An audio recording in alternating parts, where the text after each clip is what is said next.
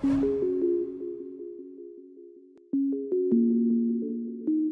now, we're talking about biodiversity of critical importance to a thriving world and the UN Sustainable Development Goals. And with us to discuss this, we are joined by Dia Mirza, actress and activist and a UN SDG advocate. Welcome, Ms. Mirza, to the Global Goals Studio.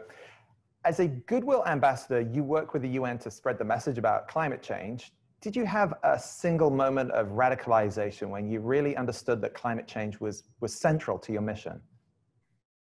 Oh, absolutely. Thank you for having me. It's a privilege to be able to participate in this platform, and I hope many people are going to continue to join us in this work that we're doing.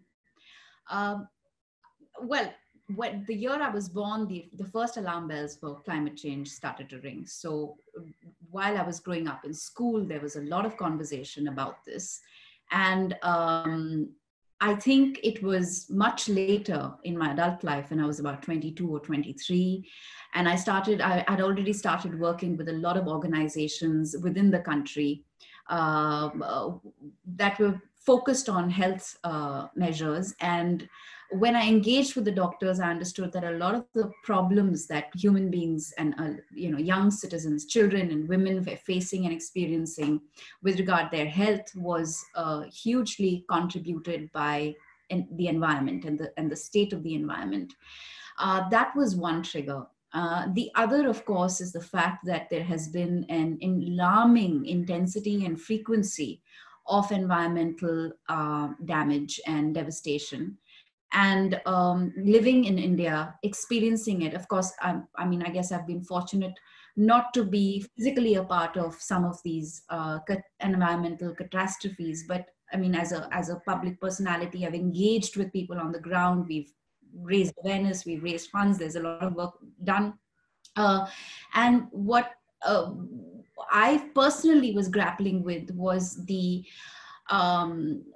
complete disbelief about why more people at the time, I'm talking 15, 20 years ago, were refusing to acknowledge that climate was changing dramatically. And this was, in fact, a reality that the most marginalized communities were suffering because of.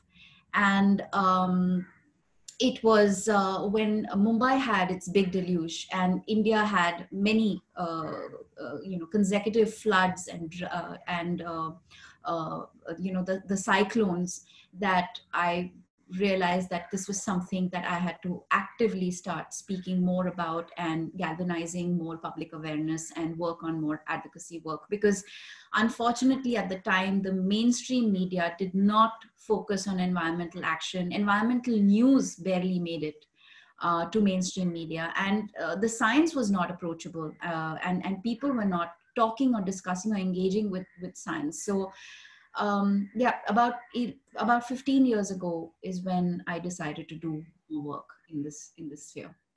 Thank you so much for that. And of course, India is both a major greenhouse gas emitter and one of the most vulnerable countries already experiencing climate change, if you've mentioned already. How do you feel that the country is responding to the SDGs, Ms. Mirza?